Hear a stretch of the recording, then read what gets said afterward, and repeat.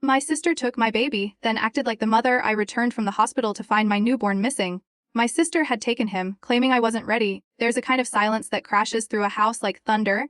That day, when I stepped through the front door, arms still aching from holding my son all night at the hospital, I was greeted by that silence. The crib was empty. The pacifiers and tiny socks I'd folded with care were gone. My sister Marissa had left a note on the kitchen counter. It read, "Don't worry, he's safe with me, you need rest."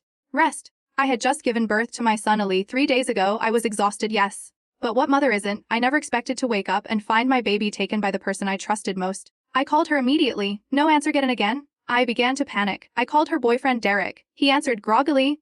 "She's at her place," he said. "Thought you knew." I didn't. I raced across town, my body still weak and sore, wearing slippers and a wrinkled hoodie over my hospital gown. My arms felt empty. The feeling of absence hollowed me out. When I arrived at her apartment, she opened the door slowly, as if she'd been expecting me, but hoping I wouldn't come. Inside, Eli was wrapped in the blanket I had chosen for him, lying peacefully in a makeshift bassinet she'd set up in her room. She looked at me, calm and firm. "You're not ready," she said quietly. "You need more time." It was like being slapped without contact. I stood frozen, trying to understand what she meant. I was his mother. She was supposed to support me. We had talked about this, hadn't we? She had promised to help me get through the tough days. But taking him from me wasn't help. "I'm his mom," I said, my voice cracking. She stepped in front of the crib. "I'm not saying you're not. I've seen you these last few weeks. You're overwhelmed. You haven't been eating. You cry constantly. Let me keep him for a few days. Just until you're stronger." "No," I said, "stronger now. You had no right?" Marissa looked at me then, not with malice, but with a strange mix of pity and desperation. "You don't understand what it's like," she said, "to see you fall apart and feel helpless." I couldn't just watch anymore. I insisted on taking Ely home, and after an hour of pleading, she relented. But she made it clear she didn't believe I was ready to be a mother. That moment marked the beginning of a fracture neither of us could see yet, but would soon feel deeply. That night, I held Ely close to my chest and cried silently into his tiny hat. I wasn't sure if I was doing anything right, but I knew one thing. He was mine, and I would never let anyone take him away again. The days that followed were filled with tension and silence. Marissa didn't come by, she didn't call. And I, too proud or too hurt to reach out, let the distance stretch. I told myself she'd overstepped, that she was wrong. But a small, poisonous doubt had been planted in me. One I couldn't ignore. Had she taken him because she truly thought I was unfit? Or because, deep down, she wanted something I had? As I rocked Ali to sleep, I couldn't help but wonder how long she'd been planning it, and what else she was capable of doing in the name of help. Our bond was forged in hardship after our parents died. We only had each other to lean on. To understand how everything went so wrong between Marissa and me, you have to understand where we started. We were orphans before we even understood the word. Our mother died of breast cancer when I was 8 and our father, well, he didn't last much longer. Grief ate away at him until one day he simply didn't come home. They found his car parked along a cliffside, but his body was never recovered. I was 10. Marissa was 16. She became everything to me after that. She cooked instant noodles and tucked me in at night. She signed school permission slips with a shaky hand, working 2 part-time jobs and still managing to braid my hair before class. We bounced between relatives who didn't want us in apartments that barely qualified as shelter. But no matter where we landed, Marissa was my constant. I adored her. I thought of her as invincible. There was a night I'll never forget. Our first Christmas alone in a rented room above a laundromat. We had one string of blinking red lights and a single wrapped box beneath a crooked plastic tree. Inside was a stuffed bear she found at a thrift store. She'd cleaned it, sewed on a new button eye, and told me, "This bear will guard you when I can't." That night, we fell asleep holding each other, surrounded by the hum of washing machines downstairs. I was safe because she was there. Years passed and our roles evolved. I grew older and started to understand the sacrifices she had made. Marissa, who had once dreamt of art school and traveling the world, had given it all up for me. Sometimes I caught her sketching in old notebooks late at night, half-finished drawings of faceless people or winding city streets. But she never spoke of dreams anymore. Her only focus was keeping us afloat. By the time I turned 18, I had a small job, a rented room of my own, and a little distance. Not in a cruel way, just the kind of space people need when they're trying to find themselves. Marissa never complained. She even encouraged it.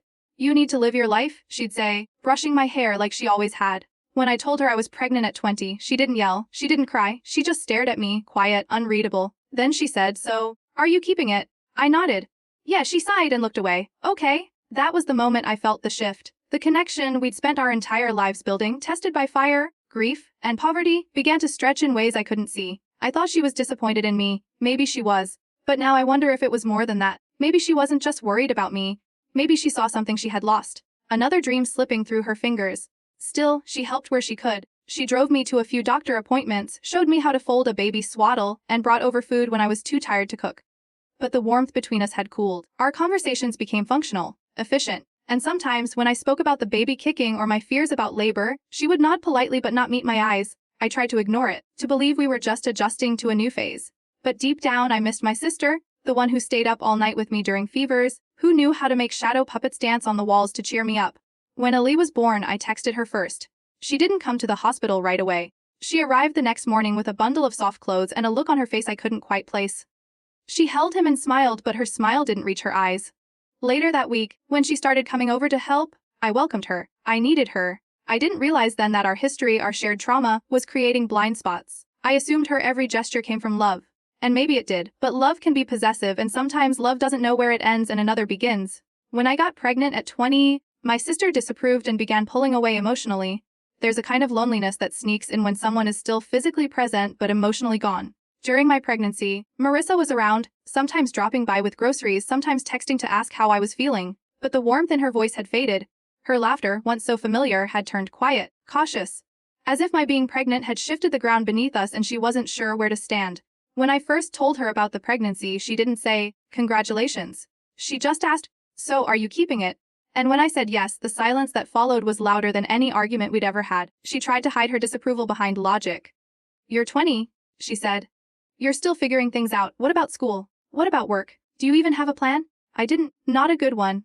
I had been working part-time at a bakery, barely covering rent, and the baby's father had vanished the moment he found out I was pregnant. But I couldn't bring myself to regret the life growing inside me. I felt it kick at night like a secret heartbeat. And I knew. I just knew. I wanted to be a mother. Marissa didn't argue much. That was worse. Her silence made me feel like a disappointment, and yet I still needed her. She was the only family I had left. The months dragged on. My belly grew, my back ached. I threw up every morning for what felt like an eternity. I was tired, terrified, and completely alone. She didn't attend the prenatal classes with me. She had work, she said. When I had my second ultrasound and texted her the photo, she replied, "Looks healthy," and nothing else. I stared at the screen, willing her to say something else.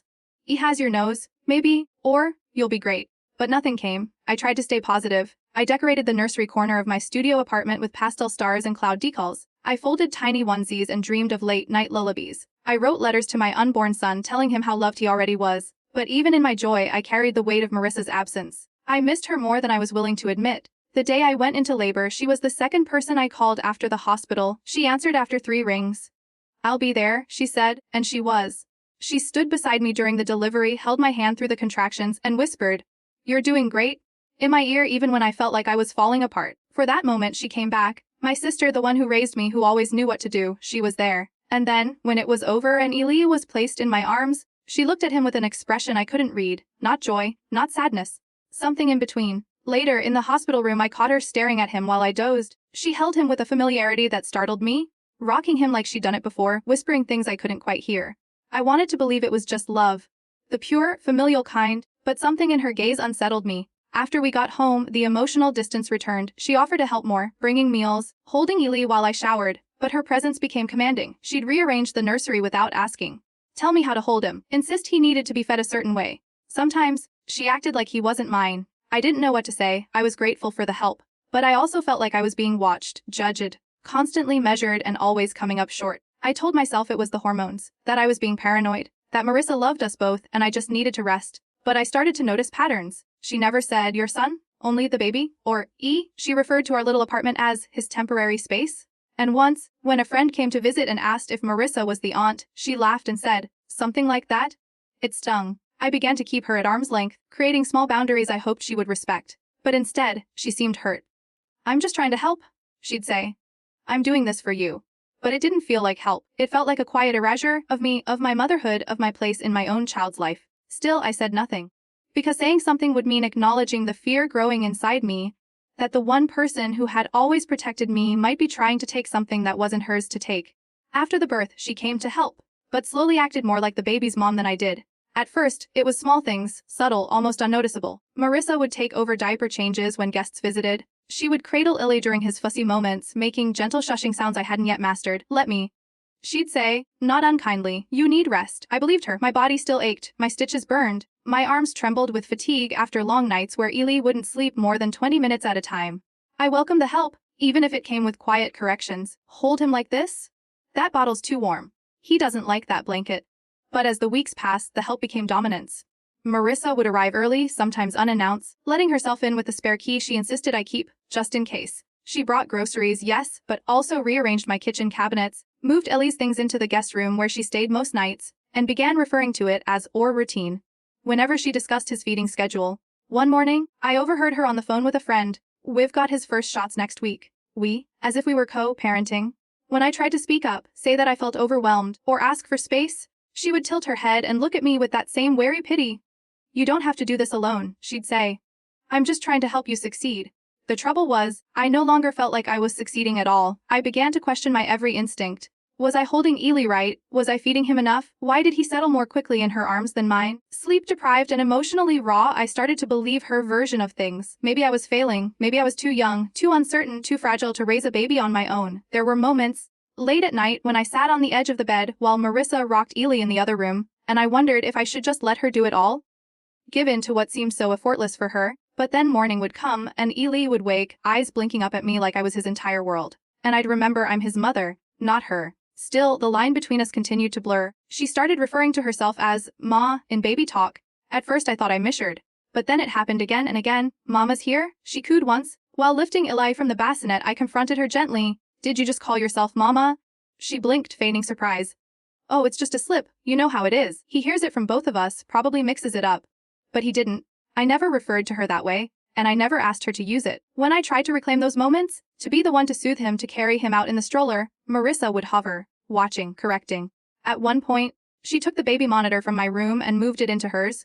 "I'll do the night feedings," she said. "You need sleep? You look pale." And I did. I was exhausted, not just from the physical toll of motherhood, but from the constant emotional tug of war. The feeling that I had to prove, even in my own home, that I was fit to mother my child. I remember one afternoon in particular. Eli had fallen asleep on my chest. His little fingers were curled into my shirt, his breath warm and rhythmic. It was one of those sacred moments. Still, quiet, perfect. Then Marissa walked in. She reached for him. "Let me take him, he needs to be burped." I pulled back. "I've got it." She looked offended. "I'm just trying to help." "I know," I said softly. "But I need to do this too. I need to be his mom." There was a pause. Too long, too heavy. "You don't always know what's best," she said, not angrily but with finality, as if it were a truth she had carried for a while. That night I cried while I slept. I cried for the sister I missed. I cried for the mother I was trying to become. And I cried for the feeling that I was slowly disappearing in my own life, my own role. I wanted to believe she meant well, that her over-involvement was born of love, not ambition. But something in her behavior, something quiet and possessive, told me otherwise. The transformation was slow, not a single event but a series of tiny shifts, each one moving her a little closer to the role I was supposed to own. And I feared that soon, she wouldn't need my permission to take over completely. I went to take a shower. When I came back, she and the baby were gone. It was a Tuesday morning. Nothing remarkable about it. Eli had been up most of the night, fussing with what I thought might be early teething. My eyes burned from lack of sleep. My body felt heavy. I asked Marissa if she could watch him for a few minutes so I could take a quick shower. "Of course," she said. "Take your time." The warm water felt like a reprieve. I let it wash over me, tried to silence the racing thoughts that had plagued me for weeks. About motherhood, about my sister, about the creeping loss of control I felt in my own life. I took my time, more than I usually allowed myself, maybe 15, 20 minutes. When I stepped out, the silence struck me first. It wasn't the peaceful quiet of a sleeping baby. It was the sterile, complete kind of silence that only happens when something is wrong. I wrapped the towel around me and padded into the living room. The crib was empty.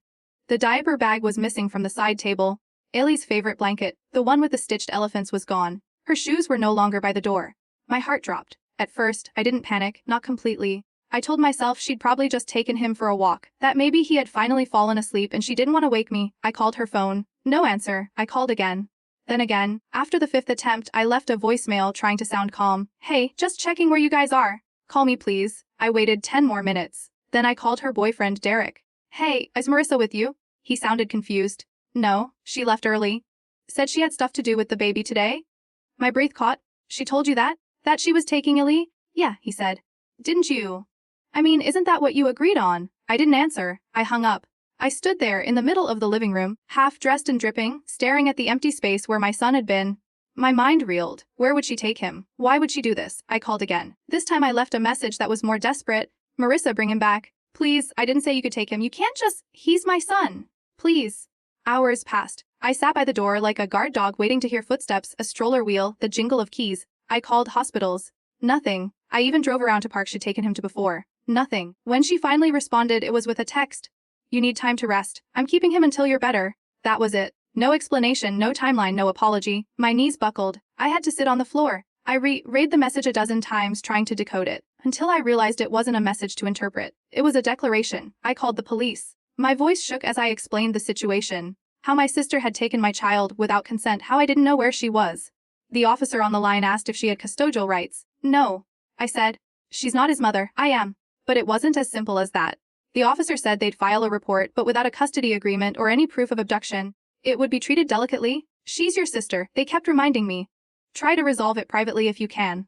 I wanted to scream, to shake someone, to make them understand that this wasn't a misunderstanding. It was a theft. That night I didn't sleep. I stared at Ellie's empty bassinet until morning. Every sound outside made me jolt. Every shadow became a false hope. When she finally returned, 2 days later, it was as if nothing had happened. She walked in with Eli strapped to her chest, calm and well-fed. She placed him gently in my arms and said, "You look better." I was speechless. She made tea, sat down at the table. Talked about how much Eli had smiled on their walk through the city, how he loved watching the pigeons at the fountain. I wanted to yell. To tell her that what she did was not okay. That she had terrified me. That she had crossed a line that could never be uncrossed. But I couldn't. I was afraid. Not of her, but of what this meant. If she could take him once, what stopped her from doing it again? What made her believe she had that right? As I rocked Eli in my arms that night, I felt more than exhaustion. I felt invaded. Like my role as his mother was being questioned, undermined, rewritten. And I began to wonder, what if she believed she was the better mother? She told our relatives I was unstable, convincing them she was the better caretaker. After that horrifying episode, something changed in the way my family looked at me. When I called my aunt to talk about what had happened, she seemed guarded. "I know you're going through a lot," she said gently, "but Marissa just wants what's best." "What's best?" I echoed, stunned. "She took my child without asking. That's not help, that's..." She said you were exhausted, that you weren't coping well, you haven't been returning calls, you barely post anymore. People are worried. That was the moment I realized something deeper was happening, something beyond just my sister's interference. She had been building a case behind my back. I hung up and started piecing it together. The questions from cousins that had felt oddly pointed. "You managing okay? Is someone staying with you? Maybe you should let Marissa help more."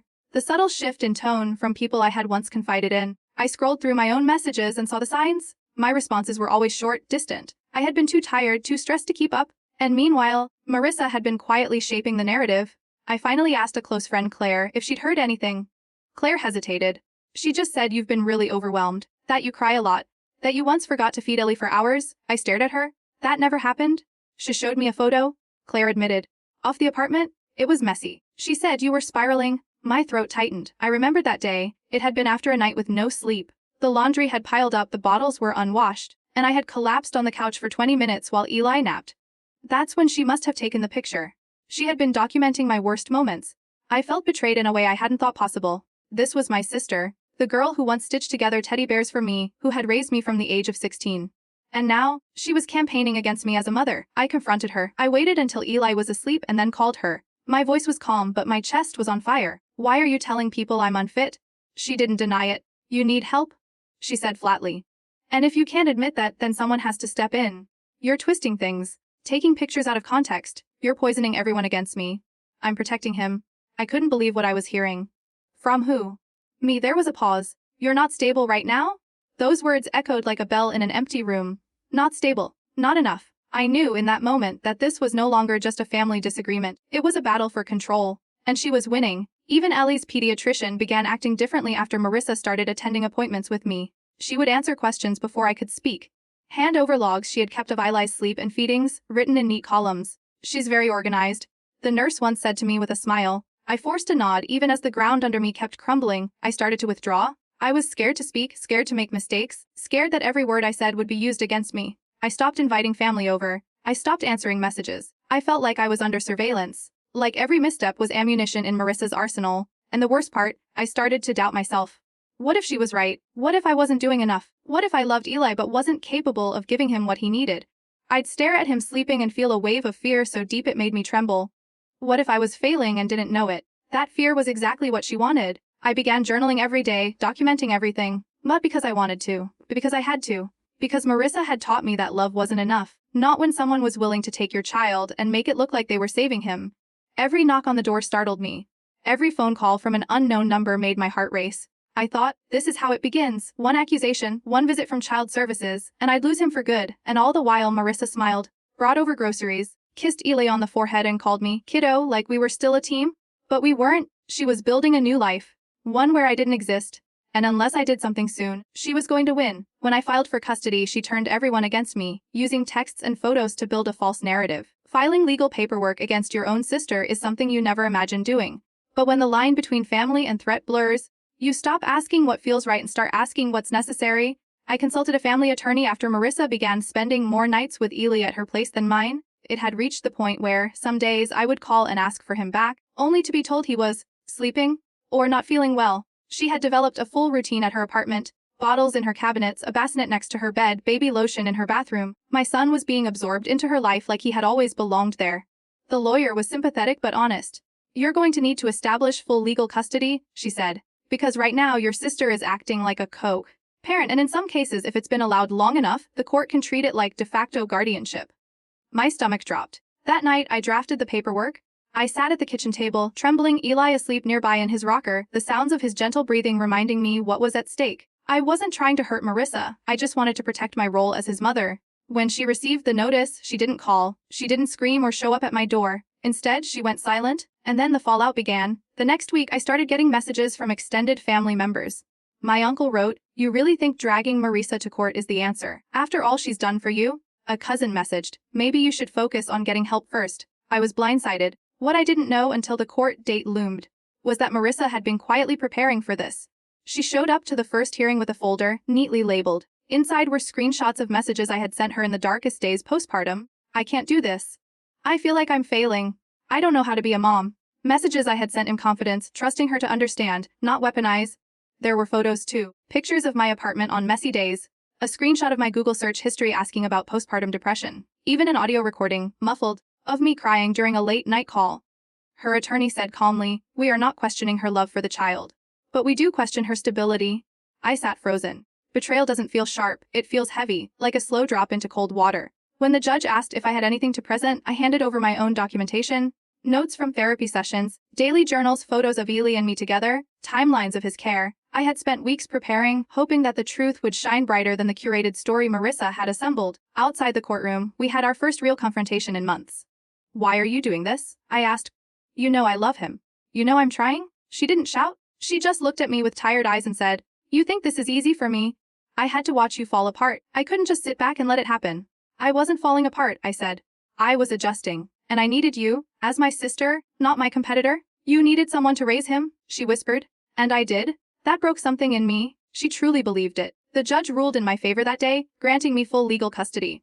But it wasn't a victory, it was an amputation. Marissa didn't speak to me after that. She walked past me in the hallway like a stranger. I left the courthouse with Ellie in my arms and a hole in my chest. Family had turned their backs on me. Texts stopped. Invitations dried up. I was painted as the unstable girl who threw away the only person who truly cared.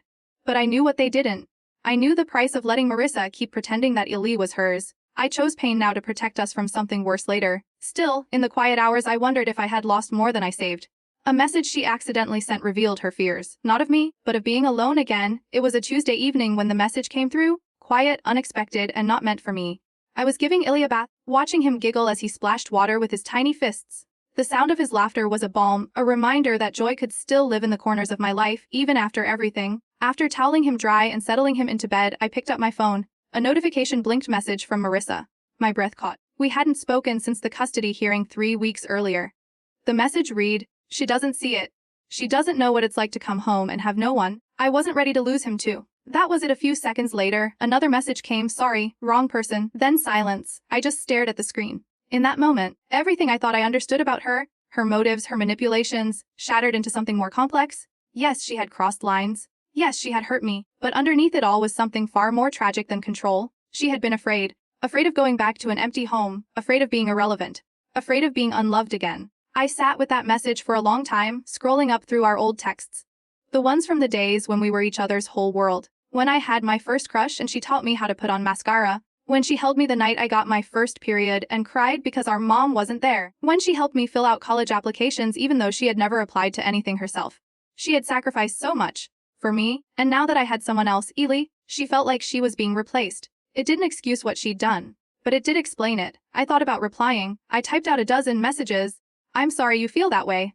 We can talk if you're ready. I didn't want to lose you either. but I deleted them all.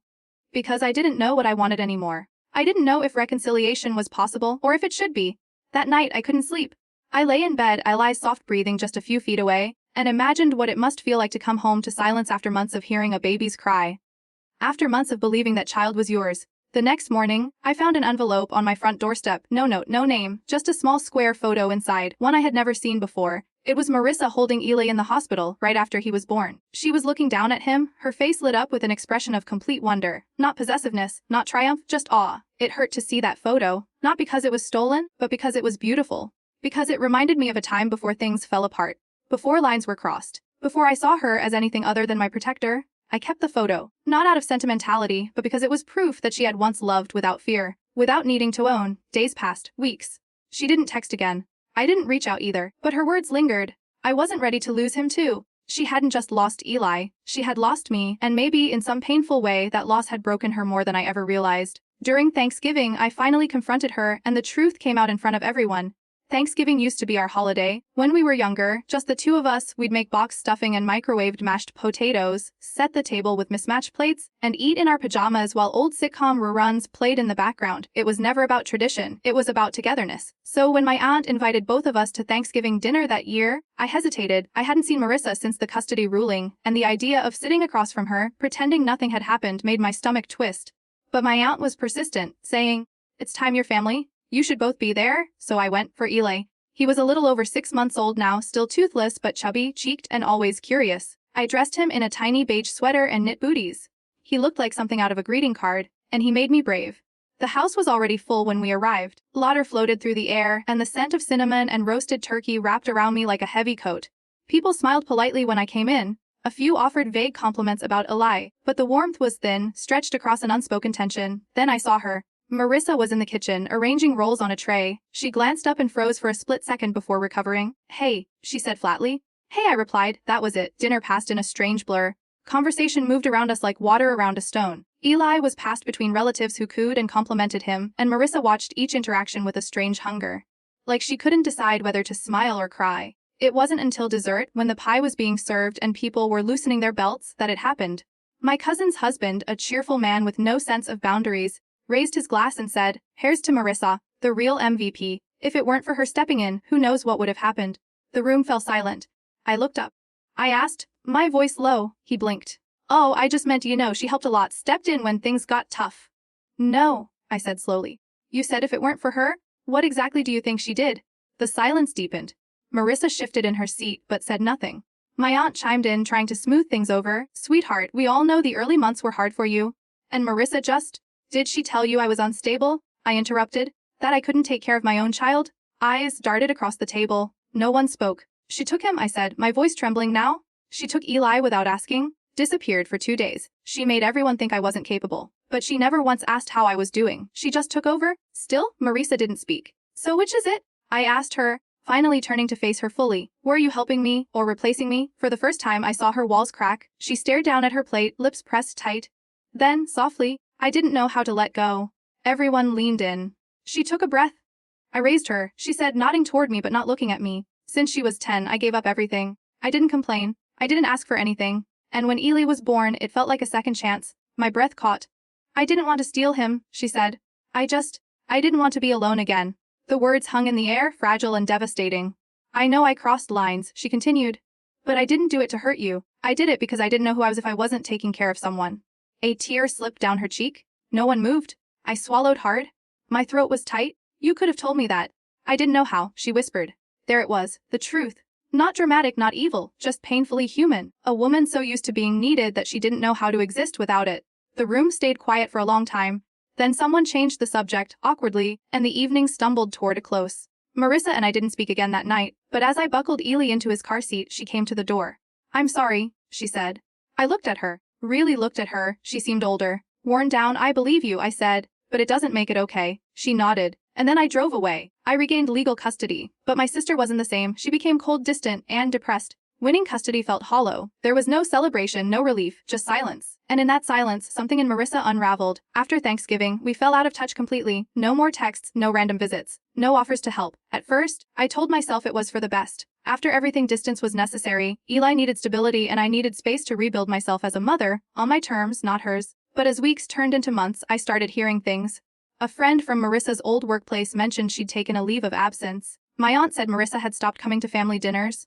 Her social media, once filled with drawings, coffee shop photos, and birthday messages to me, went dark. She had disappeared, not in body, but in spirit. There was one night late in January when my phone buzzed around midnight. A single message from Marissa. He still likes the blanket with the elephants. I stared at the screen, tears blurring my vision. I typed back, yes, he won't sleep without it. But she never replied. That was how it went. Fleeting, fragile moments of attempted contact, always initiated by her, never sustained. A comment on a photo, a message that never went further, like she was standing outside a window, watching but not knocking. I tried to reach out once, asking if she wanted to meet for coffee, just the two of us. She replied, I don't think I can, not yet. I didn't push, because I knew what she meant. She wasn't angry anymore. She was ashamed, and she didn't know how to come back from it. The truth is, I missed her. Every day, I missed our old bond, our quiet jokes, the way she used to look at me with unshakable faith. I missed her in moments of parenting triumph. When Eli said his first word, when he took his first step, I wanted to tell her, I wanted to share it, but I couldn't. Because the space between us wasn't just physical, it was emotional, layered with hurt and betrayal neither of us could fully name. Sometimes I wondered what she did with her days now. Did she still draw? Did she keep a photo of Eli on her fridge? Did she ever think about calling and just starting over? One day my cousin mentioned she'd seen Marissa at a local bookstore, sitting alone with a sketch pad and a coffee. She said Marissa looked thinner, tired, lost in thought. She smiled when I said hi, my cousin told me, but it didn't reach her eyes. I nodded. I knew that smile. The truth was, Marissa had given everything to raise me. And when I no longer needed her, she didn't know who she was. Her identity had been built on sacrifice, on caretaking, on being the strong one. Without that, she was adrift. I didn't hate her. I never did. But I did feel grief, for the sister I used to know, and for the life we might have shared had things gone differently. In those quiet months, I focused on Eli. I watched him grow into a lively, laughing toddler. I read parenting books, joined a local support group, and slowly found my footing. I made mistakes, lots of them, but I learned, I improved, and through it all, I loved him fiercely. Sometimes late at night, I would find the hospital photo she had left me, Marissa holding Eli with such tenderness. I kept it in my drawer, not as a reminder of pain, but as proof she had loved him too. She just didn't know where that love was supposed to go when it was no longer needed. Healing is a slow thing, and some wounds don't fully close. But life moved on as it always does. The seasons changed, Eli grew, and I learned to breathe without waiting for the next conflict, the next shadow at my door. Marissa faded into the background of my life, not gone but distant. A ghost of a bond that once defined everything I knew about family. And for the first time I began to live not in her shadow but in my own light. She visited one last time in December, holding him close and crying, then disappeared from our lives. It was the second December after the custody hearing, a gray, wind-bitten day that felt heavier than most. The air carried the sharp scent of frost, and Eli was too now, toddling from room to room in his favorite socks with little stars on the soles. He babbled to himself as he moved, clutching a rubber duck like it was sacred. The knock on the door was quiet. 3 soft taps. I wasn't expecting anyone. When I opened it, Marissa stood there, coat zipped to her chin, gloves in her hands, eyes rimmed with red. She looked fragile, thinner than I remembered. Her hair was longer, unstyled, and her face, usually composed, held a kind of trembling I didn't expect. Hi, she said softly. Hi. I was in the neighborhood, she added. Thought I might say hello. There was no plan, no warning, and yet I stepped aside. She entered slowly, her eyes flicking across the room like a visitor in a museum. Pausing on the photos of Eli, the toys, the child-sized boots by the door. Her gaze lingered on Eli as he peeked from behind the couch, unsure at first. But children remember love, and they forgive quickly. Within moments, Eli was in her arms, giggling as she spun him gently, murmuring his name like a song she hadn't dared sing in a long time. She held him so close, pressing her face to his neck, breathing him in. I watched silently, heart tight.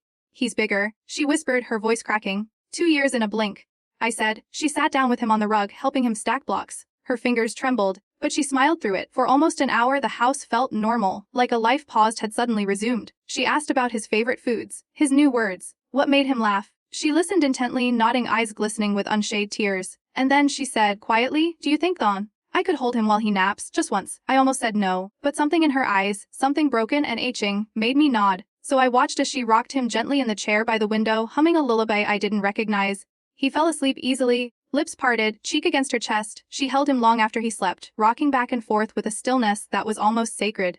Then she spoke, her voice barely above a whisper. I used to imagine this every night, not in a twisted way, just wishing I could hold him again, just like this. Tears streamed down her face, silent and unstoppable. I know I messed up, she said. I crossed a line, I hurt you, but I loved him, I still do. I know, I said. But he's not yours, Marissa. She nodded, not arguing, just nodding. I think I needed to see it, she said. That he's okay? That you're okay? So I can let go? The sun began to set, and she gently placed Ely in his crib. She lingered for a moment, brushing a strand of hair from his forehead. Then she turned to me. I don't think I can come back, she said. It hurts too much. You don't have to stay away, I said. But it can't be like before. She gave a sad smile. That's the thing. I don't know how to be in his life without wanting to belong in it. And then she hugged me. Not a quick, polite hug, a full, trembling embrace that held every word we hadn't said, every apology and sorrow we couldn't shape into sentences. I'm sorry, she whispered, for all of it. I'm sorry too, I replied. Then she stepped out in the cold and disappeared down the street, her figure swallowed by the winter dusk. She didn't write again. No calls. No visits. A part of me hopes she found peace somewhere, that she's building a life that belongs to her alone, not one borrowed or shared, because love, when it becomes possession, turns poisonous. But love that lets go, that's the kind that heals. Over the next few years I rebuilt my life, step by step finding peace without her. The years that followed were quieter, not in the sense of silence but in the way peace sounds after a long storm. Life didn't return to what it was because it couldn't, but it unfolded, slowly, steadily, with Eli as the center and me learning how to be whole without the shadows of old wounds. The first year was the hardest. I waited, almost daily, for Marissa to come back. Every holiday, every birthday, every moment I posted a photo of Eli, I half expected a message, a comment, something. But nothing came. And so I stopped waiting. Instead, I focused on creating a world for Eli that was safe, warm, and filled with the kind of love that didn't come with conditions. I took a job working remotely, something that allowed me to spend as much time with him as possible. I joined a parenting group at the community center. I found other moms who, like me, were figuring it out as they went, exhausted, messy, but filled with fierce love. At first, I didn't tell them about Marissa. I carried that part of my life quietly, like a folded letter tucked deep in a drawer. But eventually, it found its way into the light. There was one meeting, late spring, where a woman shared how her own sister had cut her out after she had children, and I found myself speaking slowly, haltingly about my story. About the blurred lines, the love that suffocated, the heartbreak of choosing to protect your child, even when it meant severing the only family you had left. They didn't judge, they just listened. That became a turning point. I began to trust again. In others, in myself, I started keeping a journal not out of fear but as a way to mark Eli's milestones. His first full sentence, his first scraped knee, his fascination with clouds and birds and the color orange. He grew tall and stubborn and sweet. His laugh carrying the weight of 1,000 broken moments made whole again. Every now and then, I'd come across something of Marissa's, a sketchbook she'd left behind, a sweater she used to wear when rocking Eli, a single, faded birthday card.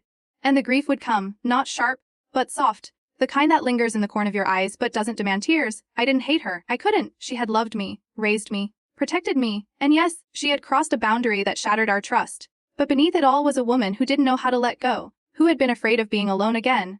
Time, as it always does, softened the edges. I stopped needing her to apologize again. I stopped rewriting the past in my head, trying to find an alternate ending. This was the ending. Me and Eli, a small family, a new beginning. Every December, I lit a candle near the window. I never told anyone why, but in my heart it was for her, a silent offering. A way of saying you're not forgotten, you're just not here. Eli grew. He started asking questions. Who's that? He said once, pointing to the hospital photo I kept in my drawer. I knelt beside him and said, that's someone who loved you very much. He nodded, satisfied for now, but I knew the questions would grow as he did. And when the time came, I'd tell him the truth.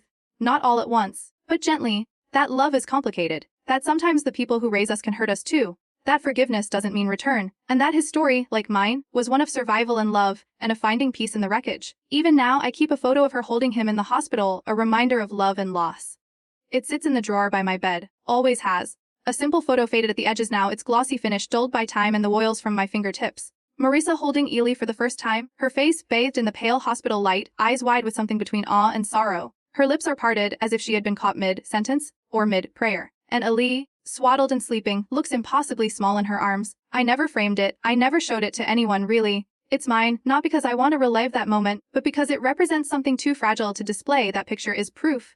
Proof that once, before things got complicated, before the silence, the betrayal, the heartbreak, there was a moment of real, pure love between the three of us. It was not performative or stolen, it just was, and that matters. Sometimes I take it out late at night, when Eli is asleep, and hold it in my hands. I imagine what she must have been thinking then, not about control or guardianship or possession, just about him, his warmth, his weight, the life in her arms. She had held me like that once too. Sometimes I wonder if she still carries our memories. If she wakes in the dark reaching for a sound that isn't there, if she walks past a child in the street and remembers what it felt like to rock Eli to sleep. I don't think she'll ever come back. Not really, Whatever thread tethered her to our lives frayed slowly, then snapped clean in that winter dusk 2 years ago. She made her choice, or maybe she simply ran out of ways to be near us without drowning in her own grief. And yet, I keep the photo, because love doesn't always survive cleanly. Sometimes it leaves splinters, delicate and painful, beneath the skin. Sometimes it leaves reminders of what was possible, if only for a moment. I no longer hate her for what happened. That feeling burned out long ago. What remains is something quieter, more enduring. A strange blend of gratitude and sorrow. Grief not for what we lost, but for what will never be again. And every time I look at Ely, now 4 years old, full of questions and bursting with curiosity, I remember how much was risked to keep him safe, how hard I had to fight, and how part of that fight began the day someone who loved me too much forgot where she ended and I began.